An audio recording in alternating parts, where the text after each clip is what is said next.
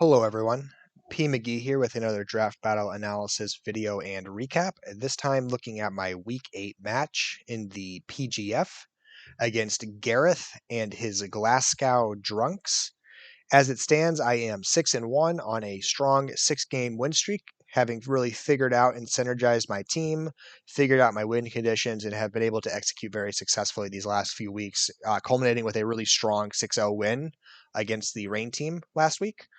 So I am looking to close out these final 4 games of the regular season in strong fashion and secure myself a bye for the first week of playoffs.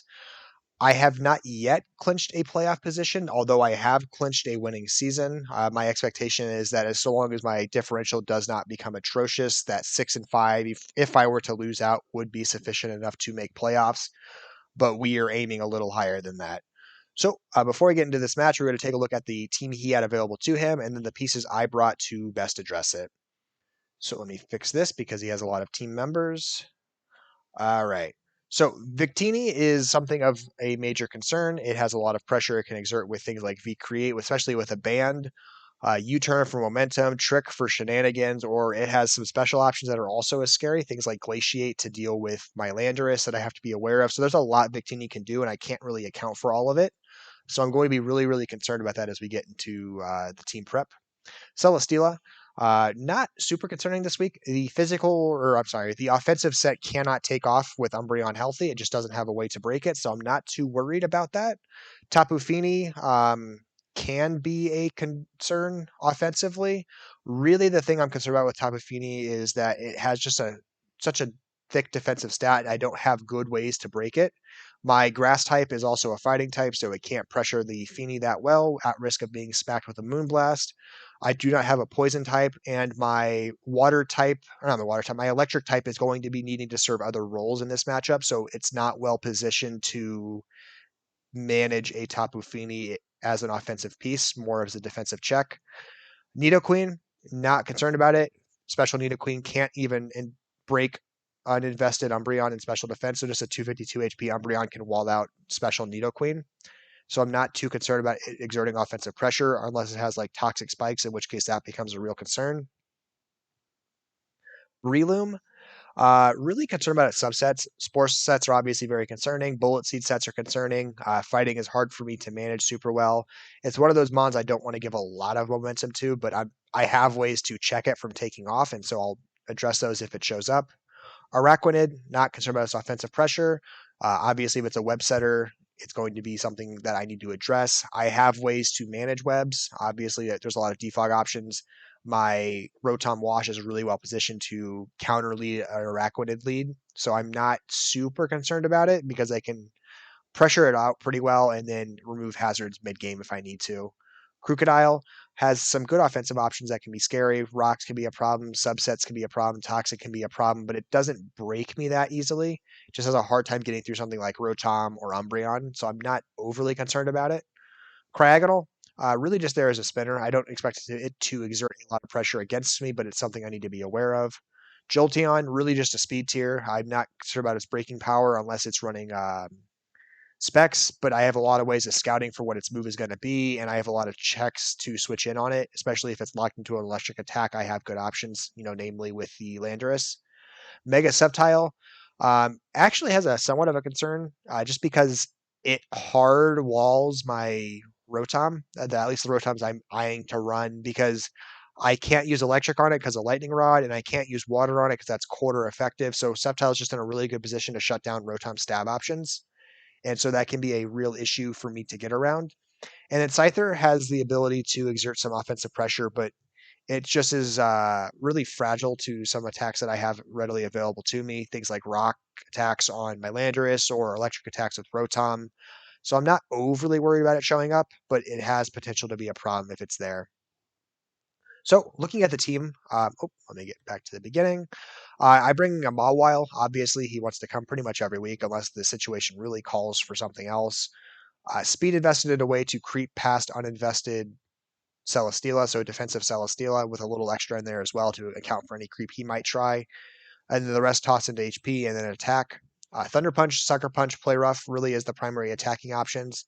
I don't really need any other sort of coverage, so I opt for Swords Dance. I feel like that could be helpful if I'm able to secure it and he doesn't have a good answer to Sucker Punch, then obviously it can take off like it did last week.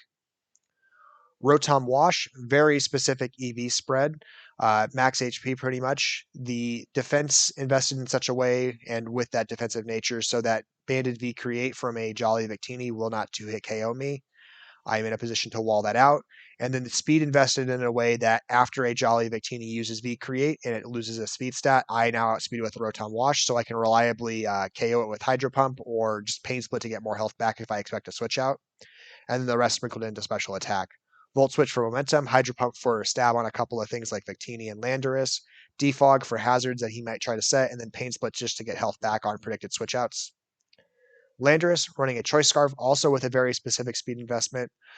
He's speed invested in a way where obviously he's going to outspeed Mega Sceptile. That's something I want to make sure I outspeed, but it also is going to outspeed Adamant Victini. In case Victini decides to run Adamant Choice Scarf, I'm in a position to outspeed that. I think it would be a bad choice overall, just because Landorus is often incentivized to run Scarves, and you really should make sure you're outspeeding Scarf Landorus if you're in a position to do so. But if it's not accounted for, then Landorus is in a position to outspeed it and cause a lot of concern because it can easily one-hit KO with Earthquake. U-turn for momentum, Earthquake because it's my good stab option, Knockoff to take away items, and then Stealth Rock because Victini is not likely to cause me trouble unless it's a choice set, and as long as I have rocks on the field, then that Victini doesn't have a lot of room for momentum because it takes 25% on entry. Entei, Shukaberry. Namely, there's two things Entei can 2-hit KO, but they can 1-hit KO Entei back. So if I can stop that with a Shukaberry, I'm in great shape. Nidoqueen with Earth Power, obviously, and then Crocodile with Earthquake. So if I can reliably sit in and outspeed both of them, if they're not scarved, then I can click Sacred Fire to get 50% or more done, and then clean up the kill again with Sacred Fire because I will survive the ground attack.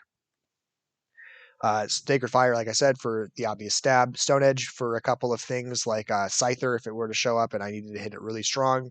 Araquanid because it technically is a resist if it's warning Water Bubble.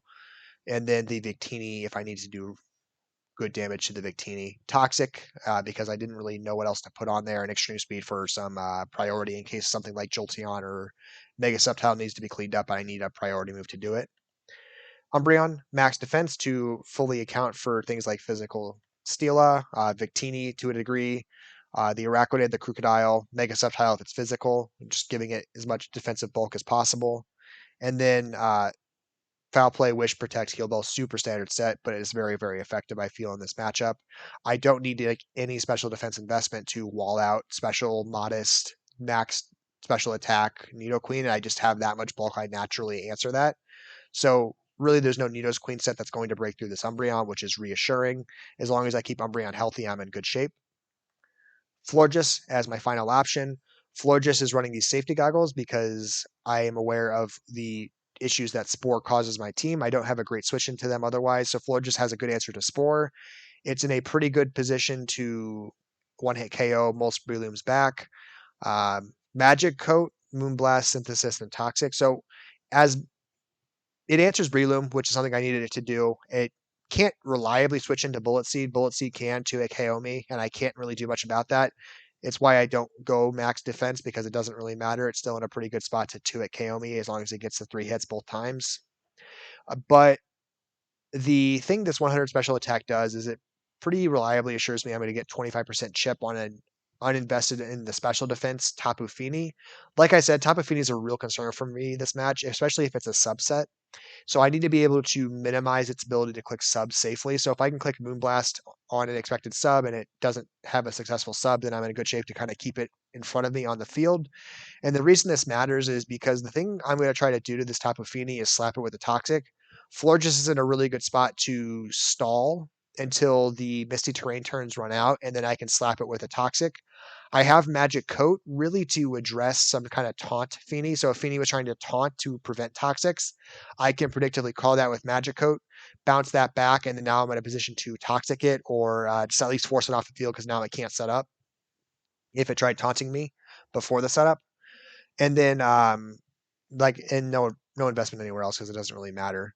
But the goal is to be both a check for the Breloom and a check for the Tapu Fini, and if I'm in a position to slap it with the Toxic after those terrain turns, then I will do that so that I at least put the Fini on a timer, because he does not really have any sort of cleric support. Technically, Jolteon can, but Jolteon has a really hard time doing anything defensive just because it has no defensive bulk.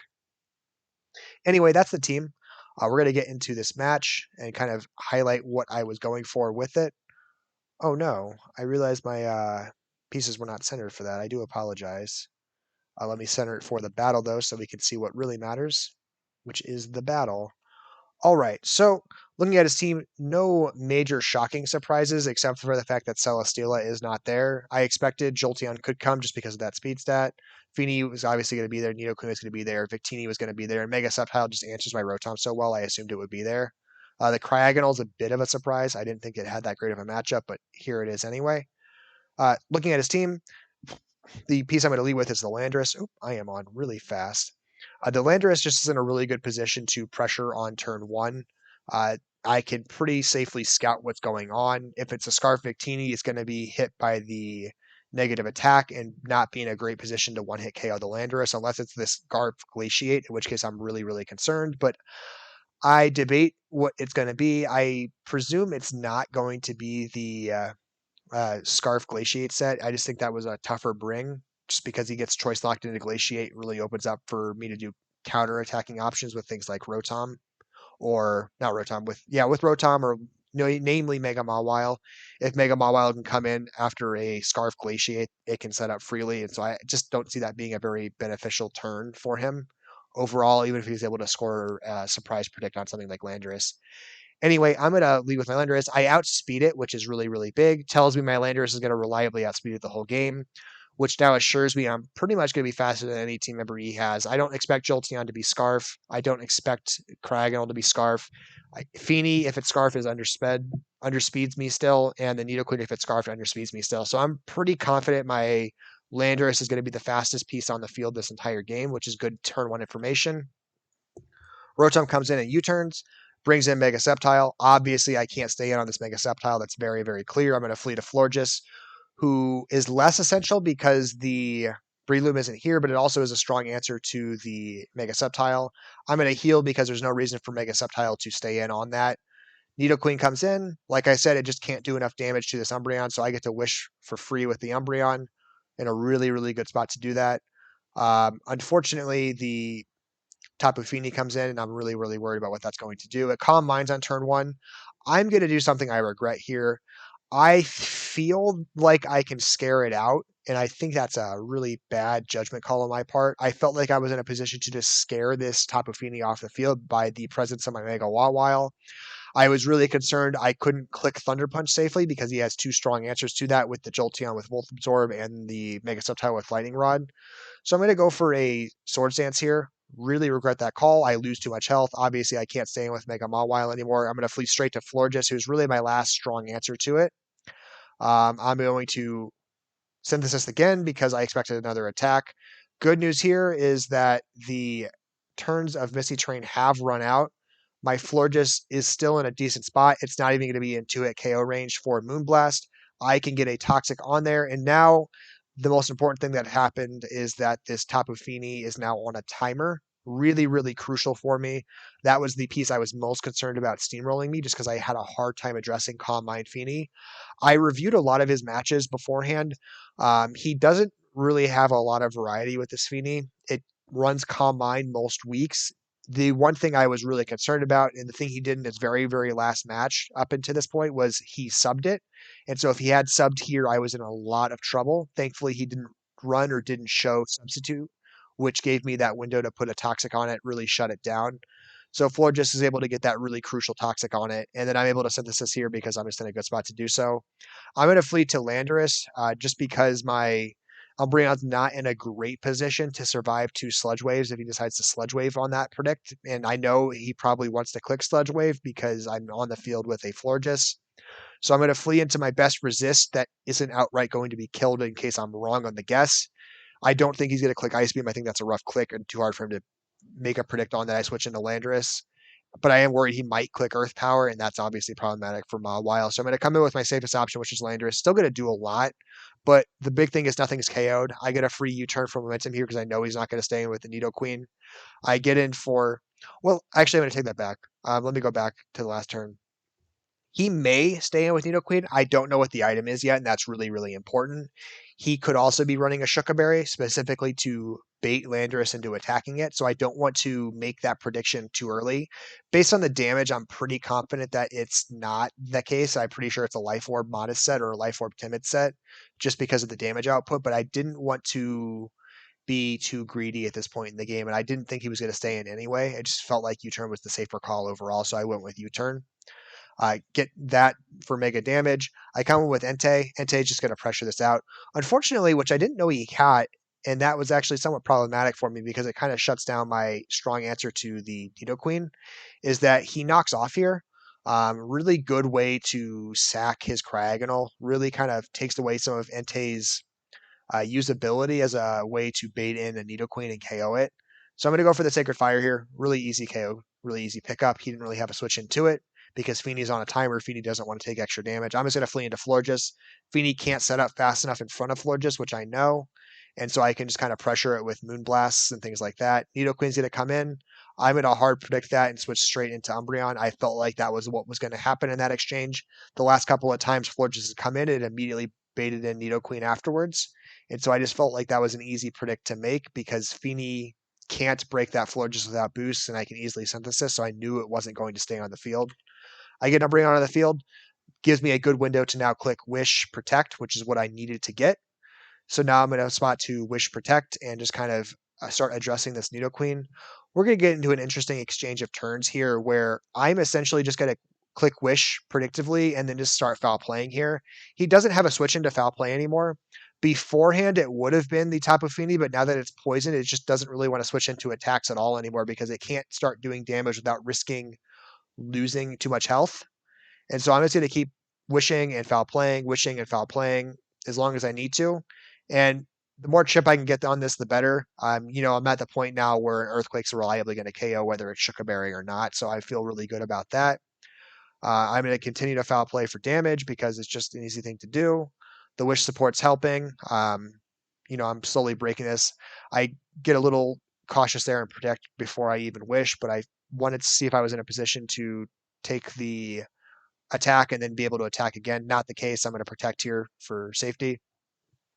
He comes in with Victini finally. He's clearly seeing that he's losing that exchange. And he doesn't want to bring in this Tapu Fini. It's really the only thing keeping my Landorus in check right now is that the Fini can't be even reliably 2-hit KO'd by Earthquake, I believe, at this point. So I know he's trying to preserve that Fini as much as he can. Mega Subtile maybe should hit the field more. It hasn't. I'm pretty confident this is a choice locked Victini. I don't know if it's banned or Scarf, but I'm pretty confident it's choice locked. Anyway, I'm going to Protect Scout here because it's free to do. I can see if it's trying to trick or something weird. He U-turns. I feel okay about that U-turn exchange. I feel like that's a free opportunity for me to click Foul Play. 26% assures me it's not banded. It just has a lot of attack investment, probably adamant nature, but not quite a band. Anyway, he switches into Mega Subtile. Obviously, that was a mistake. Foul Play just does massive amounts of damage to it. He should have come in with his Tapu Fini. Big thing here is that it really takes away Mega Subtile's ability to switch it into Earthquakes now. Just something else that Landorus can spam for free. Jolteon can't withstand him. Victini can't withstand him because it's not going to outspeed. The Nidoqueen is going to die to an Earthquake at this point, and this is going to die to an Earthquake at this point. So if I can get this Fini down to like 35%, something like that, I'm just in a spot to win with Earthquake outright.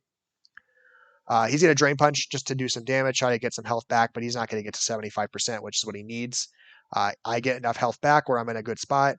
Victini's going to come in. I'm going to click Protect because I want to scout what it's trying to do. V-Create, as I mentioned, my V-Create calcs. I'm going to go flee straight to my Rotom Wash because that's an easy answer to it.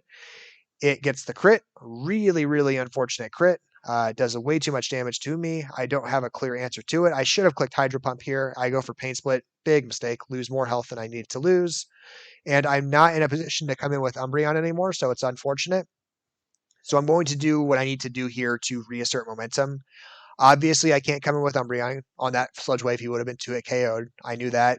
I didn't want to sack Mega Mawile at this point in the game. He can still Sucker Punch reliably to KO Victini, KO the Nidoqueen at this point, and then do massive amounts to the Jolteon. So Mega Mawile still has value. Florges is done what Florges needs to do. The Mega Subtile's gone. The Breloom's not here. The Fini is poisoned. It's done all I needed to do in this match, so I'm willing to sack Florges to assert control. Earthquake is free for me to click at this point, and this helps me kind of calculate where this Fini is at health wise. So it's in a position to survive another attack, which was not surprising. I expected as much. I'm going to flee into Mega Mawile because I actually have to sack something again. Unfortunate, I didn't know where I stood with that damage, so it was just a way to clarify where things stood. But that's kind of where it is.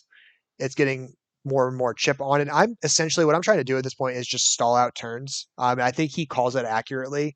I'm just trying to get that into the 40% range because then I click Earthquake and win the game. That's the clear indication I think he's picked up on is that Fini can't lose any more health because otherwise Landorus just clicks buttons for free.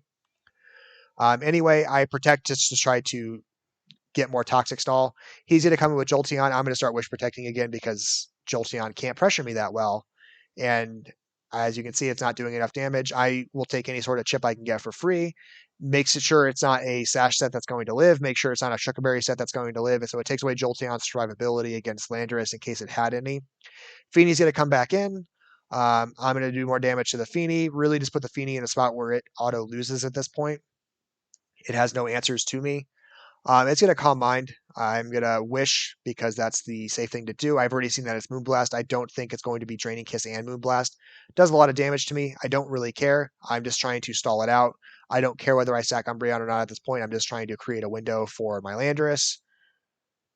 Protect Stall because it's the last turn and it does 25% to it, so I know it's going to die even after the Leftovers recovery, and I keep all my health. Really good turn for me. Victini comes in. I had a mental brain error on this turn where I forgot I just clicked Protect. Really dumb of me. These last like 5 or 6 turns here are going to be really dumb of me. I've outright won this game, but I'm not going to play to my easy win condition for inexplicable reasons. I don't know what my brain was thinking at this time in the game. I can't protect here because I just used protect. I'm going to click protect anyway because I'm stupid. I'm going to take a V create. It's going to do too much damage. Dumb of me, dumb of me, dumb of me. I'm going to protect here because I can now, and I'm going to try to get more health back, but I'm not in range to survive this next V create, which I still know. I'm going to flee to Rotom because that's my only safe option. I'm going to lose a bunch of health because that's what happens. I know I outspeed it, which is cool. He comes in with Jolteon. I'm going to Hydro Pump that for lots of damage. The Jolteon uses Hyper Voice. I'm going to come in with Larendurus. I don't know why I don't click Earthquake here. There's literally no reason I can't be clicking Earthquake here. I just outright won this game. I don't know why I do click Earthquake, which is good. Free KO, easy KO. Victini comes in. I have no idea why I don't flee. I'm pretty confident it's choice locked. I don't know why I switch my into Entei here. I guess what I wanted to be sure of was that it was not a set or not a Shuckleberry. There was some small concern in the back of my mind that it was Shuckleberry. I don't know why. Really dumb of me. I've won that game with Landorus. I'm not in position of losing this game. It's just slowing the end game down when it doesn't need to, and it puts differential at risk, and I don't want to lose differential needlessly. Thankfully, none of that comes to fruition. Entei survives the attack. He hits his Stone Edge effectively, which is what I needed him to do.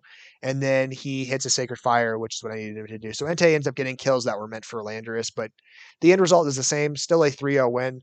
I do end up losing extra mon off of a mental error. The differential isn't concerning in terms of making playoffs. The differential is only concerning in terms of securing a bye because there's a really close race at the top right now.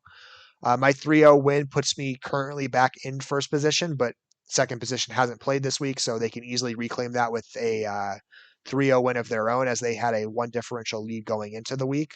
But I get to 7-1. Amazingly, have not clinched a playoff appearance at this point. There is still scenarios where I lose out horrendously, like 6-0 losses my last 3 games, and then miss out on differential, I believe. Just as it stands right now, we'll see how the rest of the week plays out. It may become official by the end of the week. But at 7-1, I'm pretty confident I'm going to playoffs, barring a disastrous last 3 weeks and an incredible run by multiple players to bump me out on differential at 7-4. Not likely, but also not impossible. But anyway, 7-1, looking to finish out these next 3 weeks strong. Really happy with how pieces are doing. Landorus has been more and more effective. My Mega Mawile was shut down this week, which is fine. It reasserts that he's not my only way to exert pressure and get KOs. Entei was very capable here. Landorus was very capable here. Florges did a couple of neat things I needed it to do. Shut down the Tapu Fini, even though it never did any damage to it physically. I just hit it with that Toxic, which was really important. And then Umbreon just remains such a great defensive piece. I really enjoyed the Umbreon work I've gotten out of this season, with whether it be baton passes or heal bells or just stalling with Wish Protect. It's been a really, really effective Umbreon, and I've been really satisfied with that Mon. It's my first time using it, and I think I'll probably want to do it again, at least in leagues that allow baton pass, because the dry pass has been really helpful. But yeah, that's week 8 in the PGF. I'll be back with further videos in this series and others, so stay tuned.